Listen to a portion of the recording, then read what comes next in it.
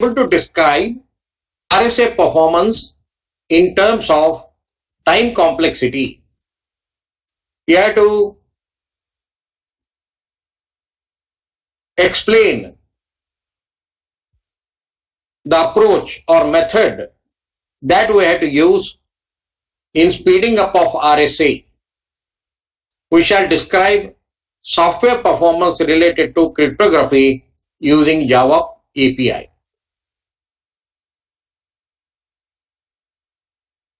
We had seen that public key cryptography provides a lot of security because it uses mathematical functions and it uses prime numbers and the different properties of prime numbers. It uses Euler's pi function, and also the three important aspects that are involved in the cryptographic process, that is encryption, decryption, and the key. In all these aspects, we are using complex polynomial functions. RSA based crypto systems are actually providing the basis to evolve many public key cryptography. Using RSA crypto system as the basis, many more improved versions are derived. By having the knowledge of prime numbers, co-primes, Euler pi function, now we shall see how does RSA work. The RSA algorithm uses three RSA operations: key generation, which involves primary key generation and secondary key generation by using encryption E and decryption D. By performing key generation, we will be having public key and we will be having a secret key or private key. Public key is available for all. The beauty of the security of RSA is in private key or secret key, which is known to only the receiver. Now, when the sender wants to send the message to the receiver, then we should be able to generate two keys, primary key and or public key. Second one is secret key. The encryption is involving the algorithm which is going to take the key as well as the message as the input, and by making use of encryption algorithm, it is going to produce the message. The other side, when this particular message is getting transferred to unsecured the communication channel, it may get attacked by different cryptanalysts as well as hackers. We need to provide a lot of support for that. Once the message goes and arrives at the receiver side, the receiver is invoking the encryption algorithm by providing two inputs, that is the cipher text that has been received. Second thing is private key. So these are being supplied, and by making use of this, the original message is being recovered. So encryption and decryption, these are playing very important role. Decryption is involving inverse operation of encryption. This particular picture is providing the insights of how RSA works, which is involving encryption, decryption, and key generation. Now, the message, the P has been provided. This is a plain text. This has been split into different blocks, M1, M2, M3, M4, like that. It has been split into blocks. In the last block, if the number of bits are less and those have been padded up, like this, the block size is always fixed. Now, once this any MI block which is having plain text has been supplied to the encryption algorithm by making use of MI raised to E mod n operation, which is actually algorithm, by providing the inputs which is involving encryption and the value of n. Value of n is multiplication of two primary numbers P and Q. The encryption algorithm is getting invoked, which is involving the mod n operation. So mi raised to power of e mod n operation. This particular thing is going to give the ciphertext CI. Like this, the mi, which is one block of the plain text P, is getting converted into corresponding ciphertext CI by making use of the encryption algorithm mi raised to power of e mod n. So n is actually product of two primary numbers P and Q. That actually makes the entire activity very active. So after performing this particular activity, the ciphertext is getting the transmitted through the insecure communication channel. The M, and after the transmission, it is going to arrive at the receiver side. On the receiver side, we are having a decryption, the or private key. This private key has been supplied, that is private key is D, and it is being supplied to the algorithm. Another input for this algorithm is ciphertext. By taking the ciphertext and also by making the decryption, then we should be able to get back the plain text mi. So ciphertext CI raised to D mod of n. This is the particular algorithm which is involving the CI, that is the ciphertext, and decryption algorithm D, and mod of the n. N is the value which is multiplication of P and Q. By performing this particular decryption, we are going to get the plain text. This entire activity is taking place. If you look at this entire activity, the multiplication of prime is taking place. Then mi mod n, it is undergoing a multiplication. The mod is n, mod is operation is involving division. Then the other side, decryption is involving CI raised to D mod n. This is involving a lot of multiplications and also divisions and the prime numbers P and Q and the relation between them. All these things is going to create the ecosystem, security ecosystem, which is very complex. The entire power of the public key cryptography comes how we are going to balance the size of the keys and the size of the message and transmit it.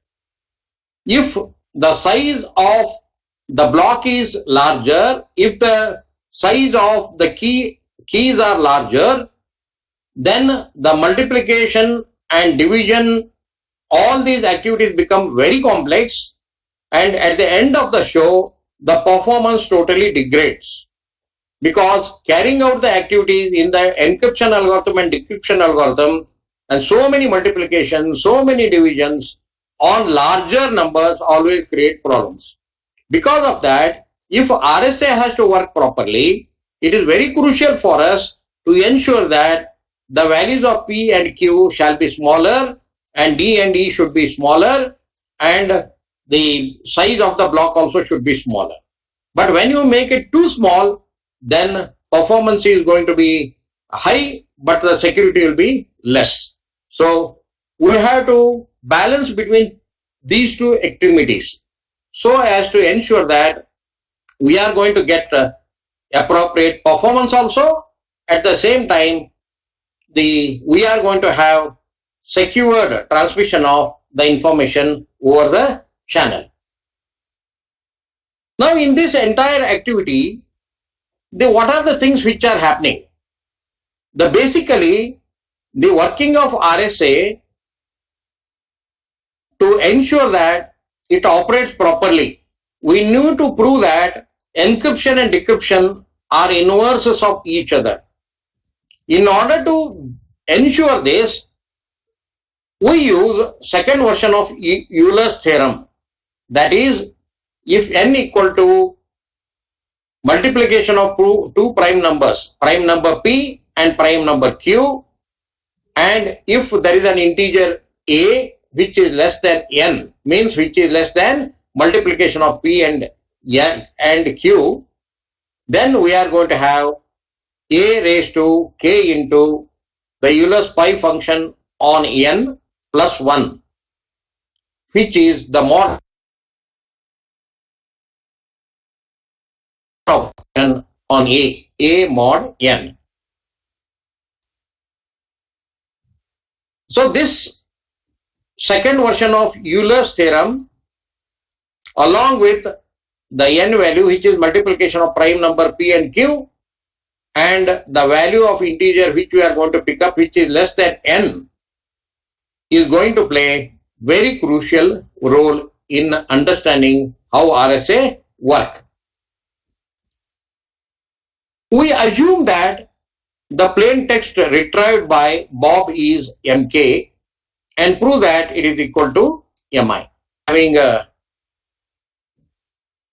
Alice, she is interested in sending the message. The other side we are having Bob, who is receiving the message. What message the Bob is recovering from the ciphertext after decryption is mk. What message Alice is sending is mi. And if proper encryption decryption is taking place, then we should be able to recover the original, the value of mi block message from decryption. So now the mk has been decrypted message, mi is the block of the message that is being sent.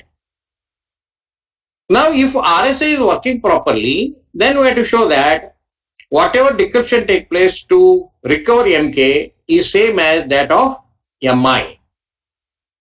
In order to prove it, we are making use of the following steps. Now mk, how are you going to arrive at the decryption mk? This decryption mk, which is giving the message m block, is represented by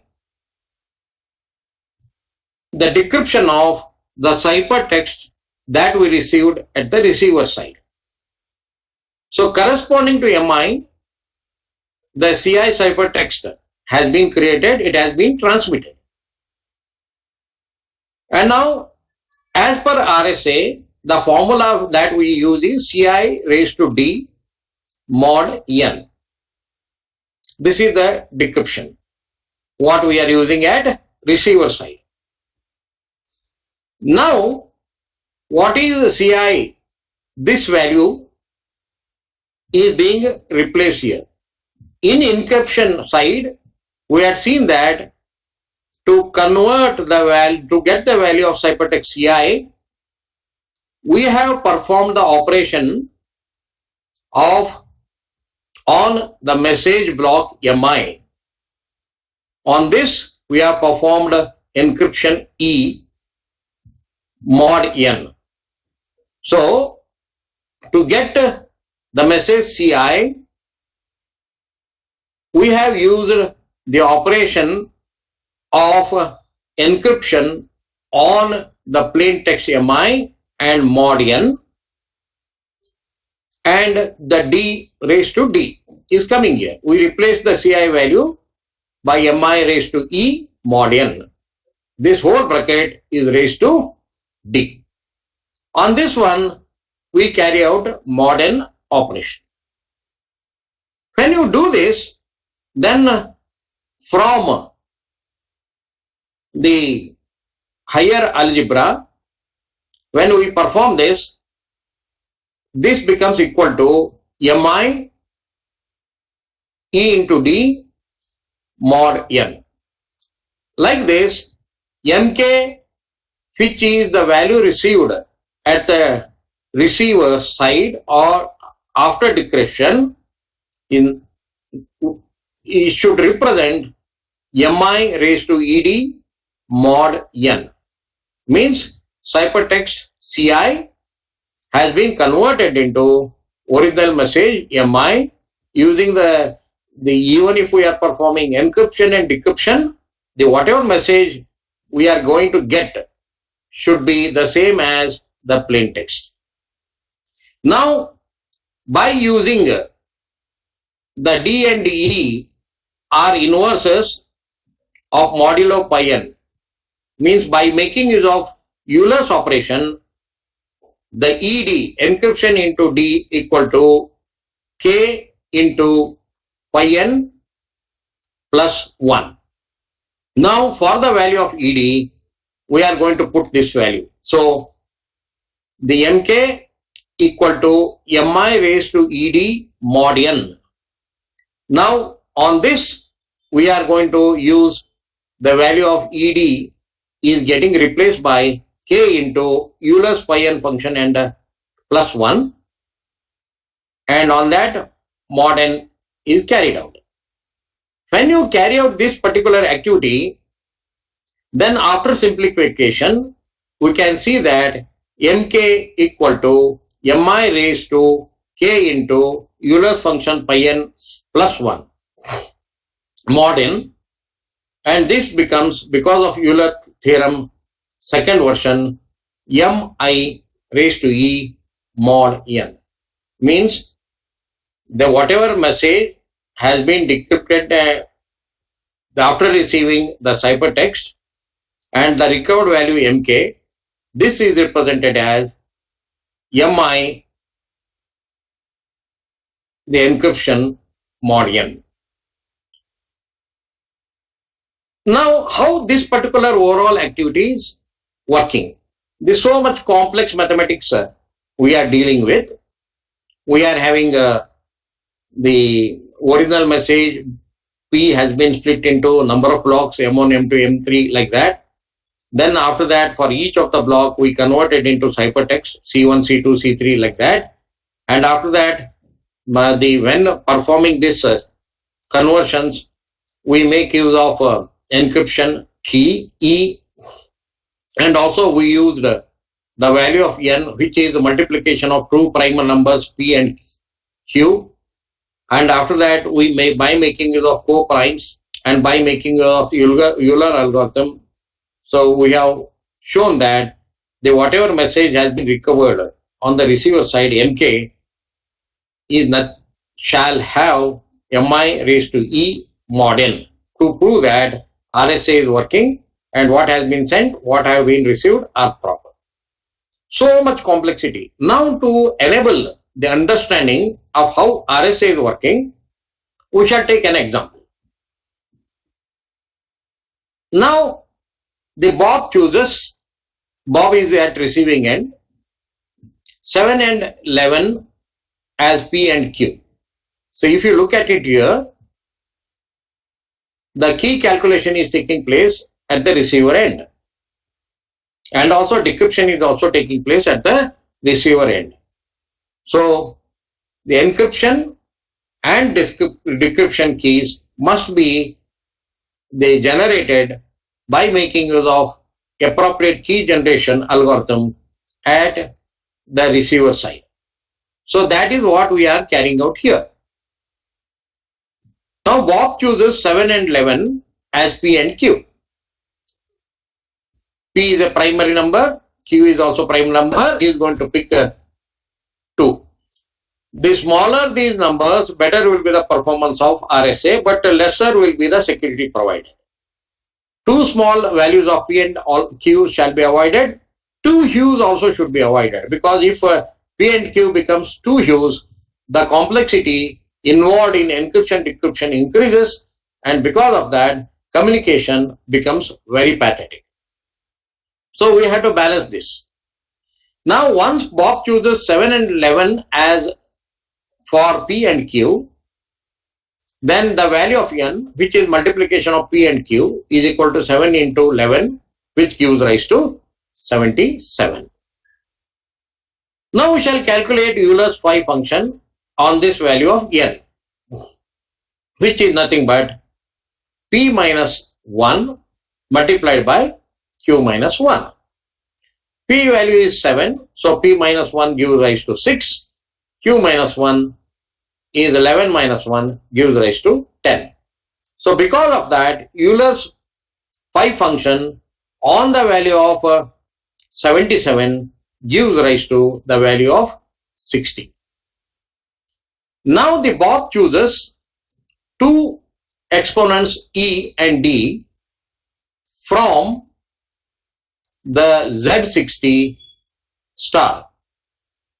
Means Z60 in the sense is a combination of remainder which is having the total 60 values. So from this set, if he chooses E to be 13, then D is 37. Note that E and D mod 60 should be equal to 1. So mod 60, we operate on E and we carry out on D, and we look at what is the greatest common divisor, and for greatest common divisor 1, for E and D, we are going to identify the overall activity. So the overall, we are going to get for E to be 13, then D is 37. So E and D are inverses of each other. Now like this, we can by picking up P and Q, we calculated N, and by choosing E to be 13, we calculated D. Now assume that these keys are being distributed now. The E value has been given to encryption side, that is the sender. D is remaining with the Bob, who is the receiver. The prime number P and Q also have been provided. And Euler's function phi and value, which is 60, also has been shared. Now assume that the sender Alice, she wants to send plain text phi to Bob.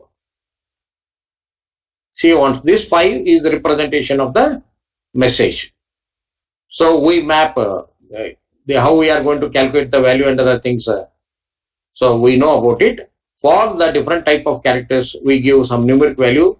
Then the numeric value of that message, the plain text phi. This one, the Alice wants to send to Bob.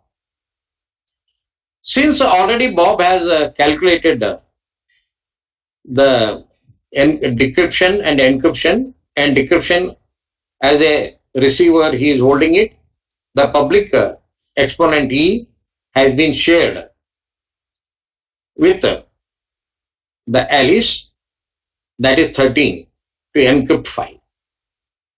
Now by making use of 13, encryption of the plain text phi shall be carried out by Alice. Means if the Alice is not performing it, so Alice is only giving the plain text. which is actually having value 5 after conversion. Then the encryption decryption algorithm is carrying out this encryption algorithm is doing the remaining activities. When the plain text 5 has been supplied, then to create the ciphertext CI, which is the block of the mi raised to e mod n. Now we know that the value of the message which that we want to send is 5. Because of that, mi is replaced by 5 and encryption exponent, public exponent of encryption is 13. So we carry out the encryption activity on the plain text mi, which is 5, which is equal to 5 raised to 13 mod n, which gives rise to 26 mod 77. So the ciphertext is 26. Now this 26 is getting transmitted over insecure channel from Alice, and it is arriving at Bob. Bob receives the ciphertext 26, which is encrypted form of original message 5. So once the ciphertext 26 arrives at Bob, Bob is interested in recovering the original message by using decryption algorithm. And since we are using RSA with public key cryptography, the Bob who is at the receiver side, he is having private key with him. On the ciphertext 26 that has come, the private key 37 is being applied to decipher the ciphertext. So ciphertext is 26. To receive the plain text, mi, mk, 26 raised to 37 equal to 5 mod 7. Then what we are going to get is plain text 5. So mk, which is a decrypted side, by performing the mod operation on 26, we have carried out 5 mod 77 and we received the plain text 5. So the Alice has sent the 5, Bob has received the 5 after decryption. The plain text 5 sent by Alice is received as plain text 5 by Bob. So this is the way the RSA is working. When RSA is working, then it has got lot of challenges. We have seen so many exponent functions are playing a role. P multiplied by Q is working there, and then encryption and decryption is taking place. Encryption and decryption are working in the exponential way, and the private key is only known to the receiver, public key is known to sender, receiver, and all other publics. All such things we can see in RSA. Now when we are having so much complicated activities, how performance RSA in terms of time complexity and speeding up, and what are the actions we have to take up to speed up RSA? If B is the number of bits used to represent n, that is P and Q. P is one prime number, Q is another prime number. By multiplying these two numbers, we get the value of n. If this n, when we convert in the binary form, if it is going to have the B, then this particular B, with the number of bits in this B are referred to as key size B. Now we have got n value, we have got the length of this n value in the form of number of bits, which is B. Now both encryption and decryption involve repeated multiplication, which is involving modulo n of B bit numbers. So unoptimized multiplication of two B bit numbers and reduction modulo n, that is division, both take the overall O B square time, because those many operations are involved here. The encryption key is usually a smaller number. We mentioned that we have to pick usually the encryption, the key as smaller, otherwise the complexity of encryption increases. Then once the plain text is arriving at the center side, if the encryption algorithm is taking more time because of the size of the key, then there will be a huge delay between sender and receiver side. So because to avoid this, the delay at the sender side, usually the encryption key that has been picked up, the encryption key E that has been picked up is a smaller number relative to n. So encryption involves a small constant number of modulo n multiplication. Hence time complexity, since the encryption and decryption which is involved at two B bit numbers resulting in B square, and the entire complexity of the repeated multiplications and reduction modulo n, which results in the complexity O B square time. On this one, another complexity is operating because of encryption key. One is related to decryption and encryption of two B bit numbers. Another one is encryption key and its operation. But encryption key and its operations are very small constant numbers.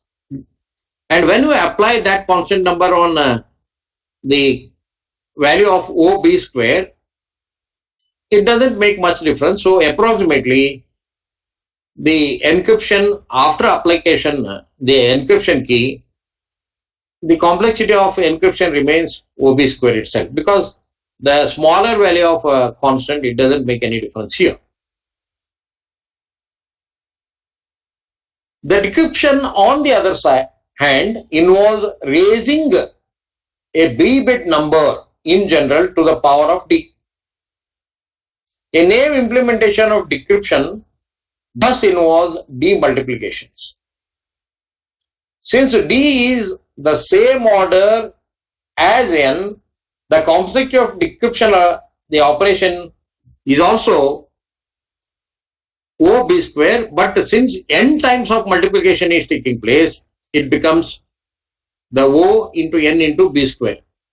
So means n time more time it is going to take at the decryption side.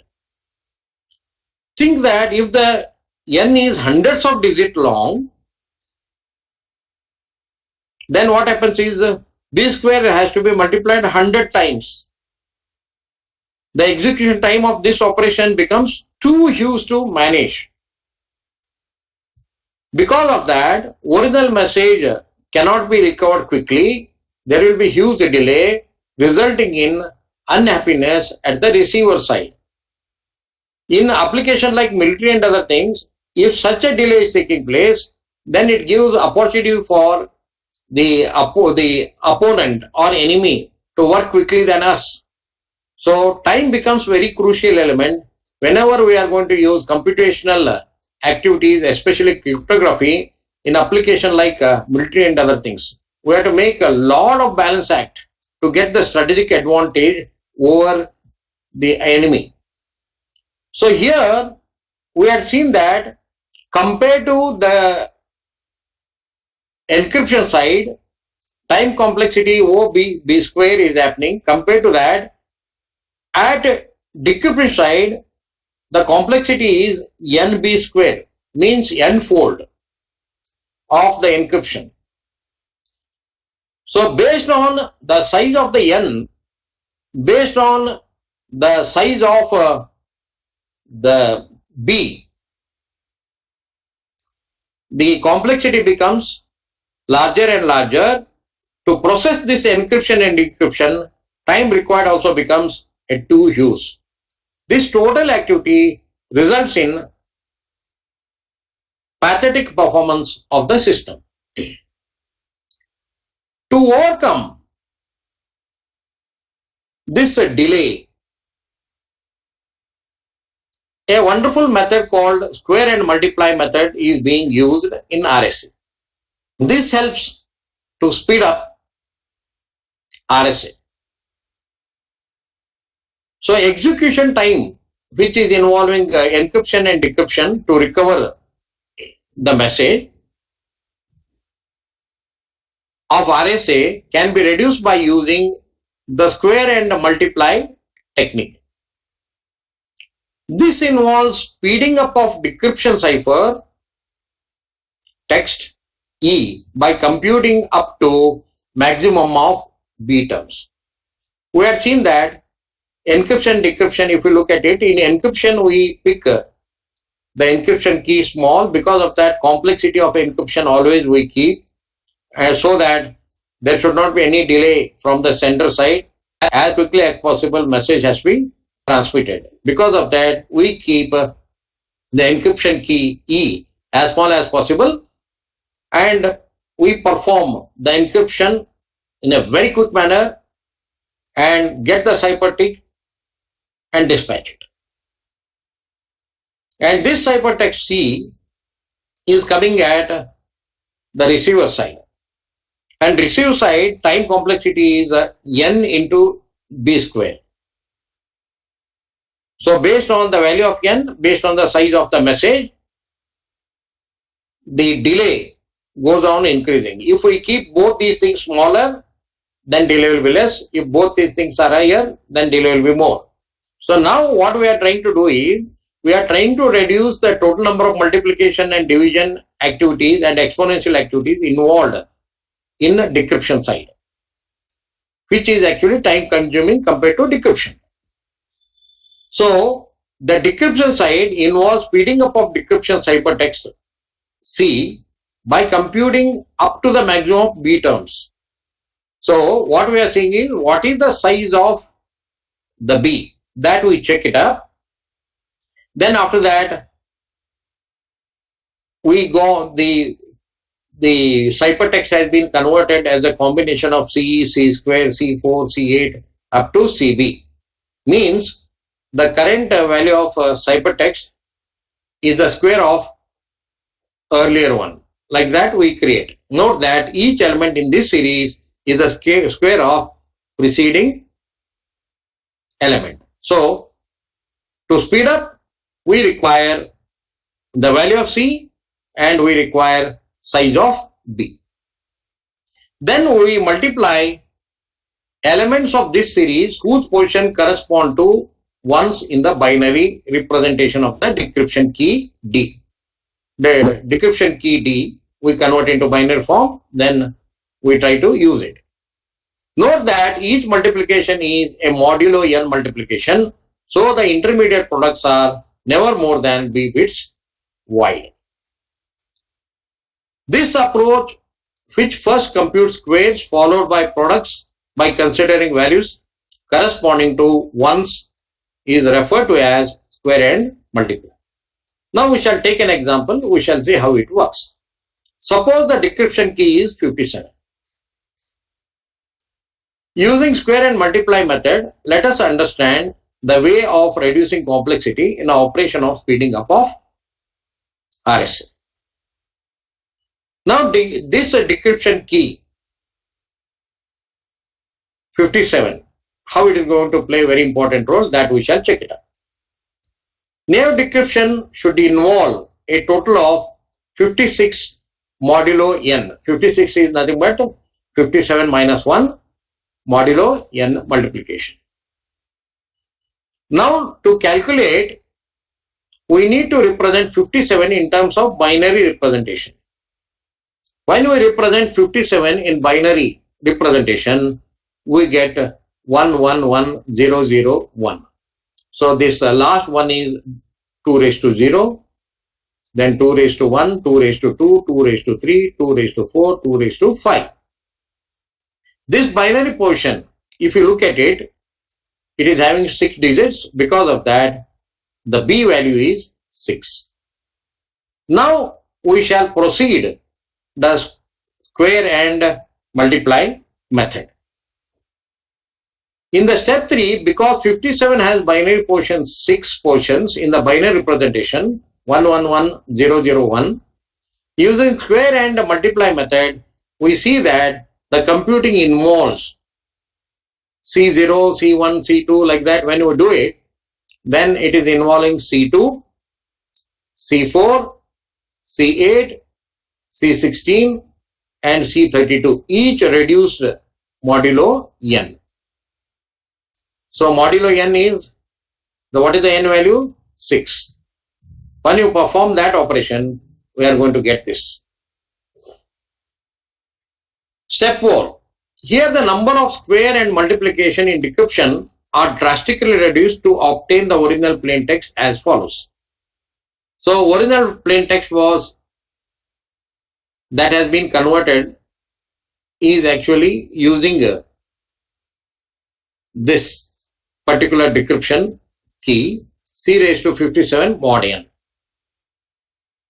Now when we represented C equal to 57, then we will get C1, C2, C4, C8, C16, 632. Now we map it to the value of 57. We had seen that the value of 57 is, in the when we represent in binary form, is having 111001. So in first position we have got 1. So C raised to 1 we multiply with 1, which gives rise to 1. In second position 0. So we have to multiply C2 mod n, because which results in 0. There is no need for us to carry out the multiplication whenever 0 is appearing in binary bit. And next one is C raised to 4 mod n. Since a position is having 0 value, there is no need to multiply this also. Now C8 mod n, corresponding position is 1. We carry out the activity. C16 mod n, 1 value is there in the corresponding position, so we multiply it, get 16. Similarly, C32 mod n, corresponding value is in the position is 1, so we multiply that. So multiply terms corresponding to 1 result in C32, C16 and C18 and C. So instead of 6 multiplications, we brought the entire operation to 4 multiplications, which gives rise to C raised to 57 mod n. Like this, we make a drastic reduction. Thus, we now perform decryption using only 5 square operations and 3 multiplications. This is considerable savings compared to 56. If we wouldn't have used the square and multiply method, there used to be 57 multiplications. By using the square and multiply, that we brought it down to only 3 multiplications and 5 square operations. In general, decryption involves b minus 1 square operations and at most b minus 1 multiplications. Also means all ones are there in the representation of the binary bit of the message. Then totally we will be having b minus 1 multiplications. Even if the message is representing all binary values are 1, then b minus 1 multiplications will be there. This is the maximum. Most of the time it will be less. Also, each square operation and multiplication is followed by a reduction modulo n. So like this, using a square and multiply method, we can have drastic reduction in square operations and multiplication. The choice of key size represents a trade-off between security and performance. Large key provides greater security, but time required for encryption and decryption increases. In brief, doubling the key size increases time for decryption by a factor of 4 and encryption by a factor of 8. So what we can see here is the key size plays very important role. So we have to be very careful and we have to perform the trade-off. It should not be too small. It should not be too huge. Now, in order to do these things, modern programming languages are providing a lot of the security packages and sub-packages. If we want to enter into secure programming, or if we want to introduce security into the software that we are building, then we have to learn secured programming.